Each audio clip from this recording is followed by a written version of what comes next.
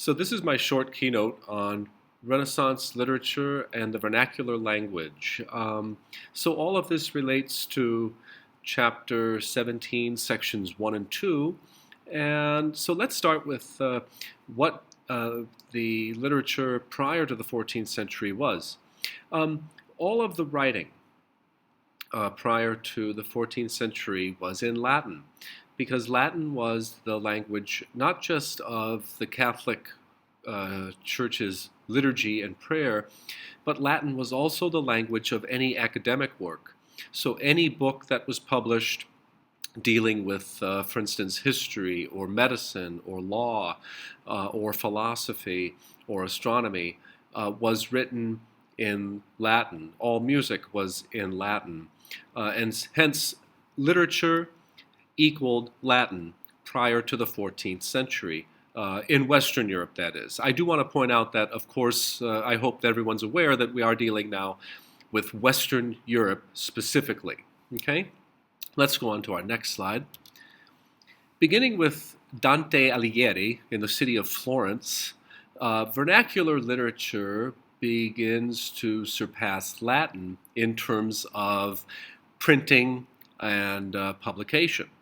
So by the middle of the 1300s, by the middle of the 14th century, again, I want to stress that we're dealing with Western Europe, we begin to see various forms of literature such as poetry, fiction, essays, and historical pieces, and they begin to appear throughout Western Europe. Okay, we also begin to see some translations from other languages, translations from Arabic, translations from Chinese, and so forth, into the local languages. Let's go on to our next slide. So here are some great examples of great works of literature from the Italian and Northern Renaissance. Now, notice, just reading through these, notice that they are all written in what we call the vernacular language. And vernacular language means it's the language spoken locally, okay? So for instance, here in the United States, our vernacular language is English, even though throughout the United States we find neighborhoods, we find cities, where we will hear various languages spoken. So for instance, in Los Angeles, one hears a great deal of Spanish. If one goes to Reno, Nevada, one will find a great deal of Basque language, which is like a French and Spanish. You know, if one goes to Detroit, my hometown, you'll find a great deal of Arabic because Detroit has a very large Arab population. Okay, so anyway, here are some great examples.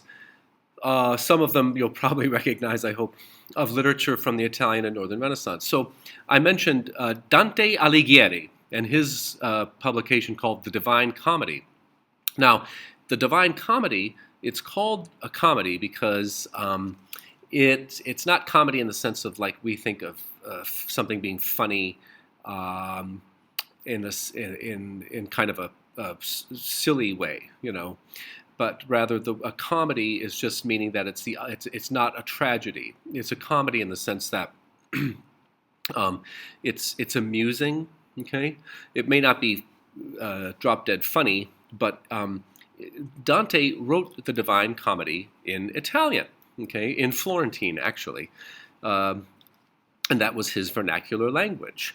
And then we have another example is Francesco Petrarca, also known as Petrarch. And he wrote in Italian, and he wrote poetry. In fact, he wrote a specific kind of poem called a sonnet. Okay? And then we have Geoffrey Chaucer, who wrote the Canterbury Tales, and he wrote those in a language called Middle English. Okay, so it's not like our English today. It is a very distinct form of English. We have another Italian writer, Giovanni Boccaccio, and he wrote a wonderful work of fiction called The Decameron, and he wrote that in Italian.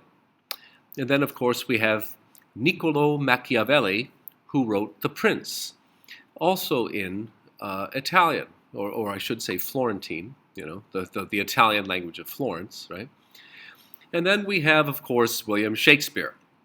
No doubt you've heard of William Shakespeare, his plays and his sonnets, and he also wrote in a Middle English, an English that sounded a bit different from ours. Okay, and then finally, Miguel Cervantes, who wrote Don Quixote, which is probably one of the most well-known novels, stories in the world, and he wrote that in Spanish. So notice all of these great works of literature come from the great Western European nation states and all reflect that vernacular language, making them easier to read. Because not everybody could read Latin, but pretty much everybody was literate enough to read their local vernacular language.